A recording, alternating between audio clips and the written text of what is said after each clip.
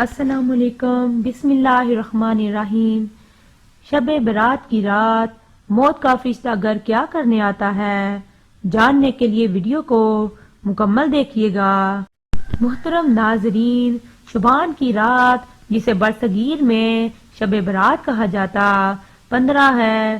منانے کا ایک طریقہ یہ بھی ہے کہ اس رات کے استقبال کے لیے گھروں کو صاف کیا جاتا ہے اور صفائی ستھرائی کے ساتھ ساتھ سجاوٹ کی جاتی ہے۔ اس میں یہ عقیدہ کار فرما ہوتے ہیں کہ فوت شدگان کی روحیں واپس آتی ہیں۔ اس سلسلہ میں پہلی بات تو یہ ہے کہ صفائی ستھرائی اپنے بدن کی ہو، لباس کی اور پوشاک کی ہو یا گھر کی، یہ سب چیزیں اسلام میں مرغوب و محبوب ہیں، بلکہ اسلامی تعلیمات میں سے تو اسے جزو ایمان قرار دیا گیا ہے اور مختلف طریقوں سے اس کی ترغیب دلائی گئی ہے۔ 15 شبان کی شام کو گھروں کی صفائی ستھرائی اور سجاوٹ کی طے میں کار فرما نظر یہ کہ اس رات فوت شدگان کی روحیں واپس آتی ہیں، یہ عقیدہ سراسر باطل ہے۔ قرآن اور سنت میں اس کا کوئی ثبوت نہیں۔ مرنے کے بعد کسی کی روح کا واپس آنا شبان کی اس رات میں ممکن ہے اور نہ کسی دوسرے دن میں۔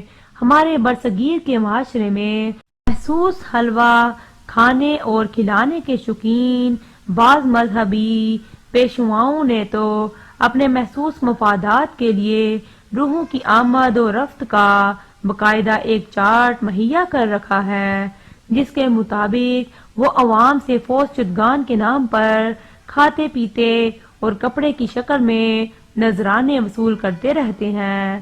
ان حضرات کے مطابق تیسرے، 7ویں اور 10ویں دن حتیٰ کہ میت کی روح 40 دن تک مسلسل اپنے گھر آتی رہتی ہے اور پھر مومنین کی روحیں ہر ہفتہ میں ایک دن یعنی جمعرات کو اور ہر سال میں ایک رات یعنی شب برات کو آتی ہیں۔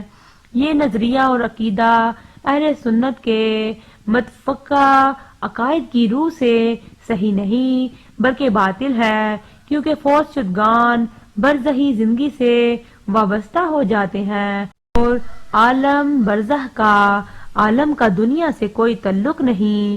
کسی صحیح حدیث سے ثابت نہیں کہ اس رات روحیں اپنے گھروں میں واپس آتی ہیں، بلکہ سورۃ المومنون آیت نمبر 99 100 میں تو اس کی واضح تردید موجود ہے۔ بد علمی میں مبتلا لوگوں کے بارے میں اللہ تعالیٰ نے فرمایا ہے کہ یہ لوگ اپنے افعال سے باز نہ آئیں گے، یہاں تک کہ جب ان میں سے کسی کو موت آ جائے گی تو کہنا شروع کر دے گا کہ اے میرے رب، مجھے اس دنیا میں واپس بھیج دے، امید ہے کہ اب میں نیک عمل کروں گا۔ جسے چھوڑ آیا ہوں ہرگز نہیں، یہ تو بس ایک بات ہے جو وہ کہہ رہا ہے۔ اب ان سب مرنے والوں کے پیچھے برزخ پر حائل ہے جو دوسری زندگی کے لیے اٹھائے جانے کے دن قیامت تک رہے گا۔ بعض لوگ 30ویں پارے کی سورۃ القدر کے الفاظ سے دھوکے کھاتے یا مغالطہ دیتے ہیں اور ان الفاظ کا ترجمہ یہ کرتے ہیں کہ اس رات یعنی لیلۃ القدر میں فرشتے اور روحیں اترتی ہیں۔ یہ باور کروانے کی کوشش کی جاتی ہے کہ اس سے روحوں کا اترنا ہی مراد ہے، حالانکہ اول تو وہاں مذکورہ رات سے مراد رمضان المبارک والی رات لیلۃ القدر ہے، نہ کہ شبان والی رات۔ دوسرے یہ کہ ان اور ایسے ہی دیگر الفاظ میں روح سے مراد فوت شدگان کی روحیں نہیں بلکہ روح العالمین حضرت جبرائیل علیہ السلام مراد ہیں۔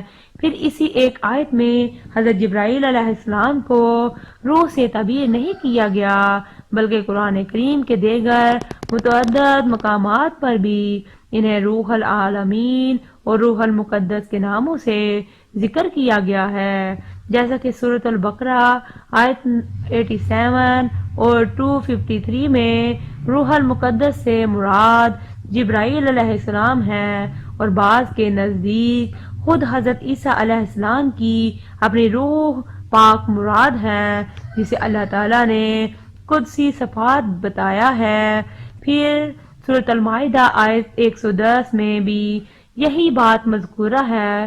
سورۃ النحل کی آیت 2 میں روح سے مراد روح نبوت یا علم وحی ہے، فوت شدگان کی روحیں نہیں۔ سورۃ النحل ہی کی آیت 102 میں روح مقدس حضرت جبرائیل علیہ السلام ہے۔ سورۃ الشرح آیت 193، سورۃ المعارج آیت 4 اور سورۃ النبا آیت 38 میں روح العالمین اور روح سے مراد بھی حضرت جبرائیل علیہ السلام ہے۔ الغرض اوپر سے نیچے اترنے اور نیچے سے اوپر چڑھنے کے حوالے سے قرآن مجید میں جہاں کہیں بھی روح کا لفظ استعمال ہوا ہے وہاں روح العالمین حضرت جبرائیل علیہ السلام ہی مراد ہیں، نہ کہ فوت شدگان کی روحیں۔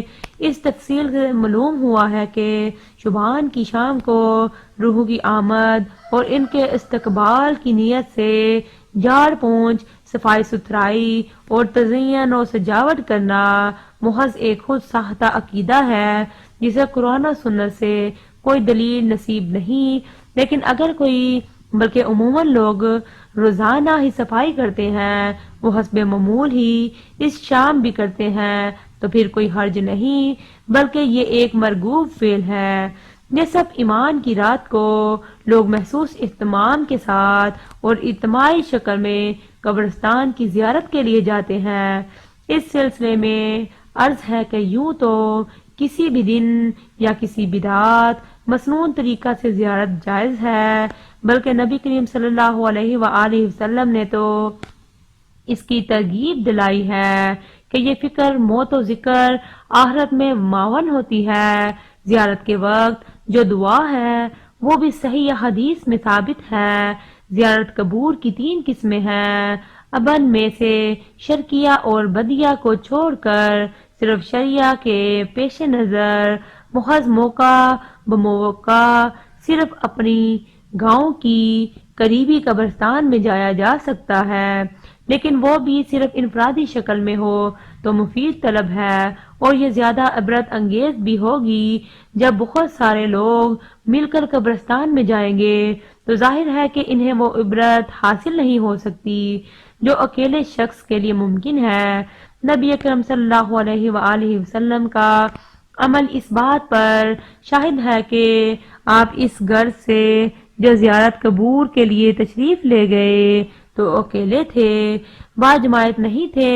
شبان کی رات المعروف شب برات کا روزہ 15 رکھا جاتا ہے اور رات کو ذکر و عبادت کے لیے محسوس کیا جاتا ہے، اور سب سے زیادہ معروف و معمول بے طریقہ یہی ہے کہ نبی کریم صلی اللہ علیہ وآلہ وسلم بلا تحسیس یوم اس ماہ شبان کے بکثرت روزے رکھا کرتے تھے۔ جو شخص صوم داؤدی کا عادی ہو وہ اس ماہ کے حتم معمول روزے رکھ سکتا ہے، اس میں چاہے 15 شبان کا روزہ بھی ہو، چاہے رمضان سے 1 یا 2 دن قبل کا روزہ بھی کیوں نہ آ جائے۔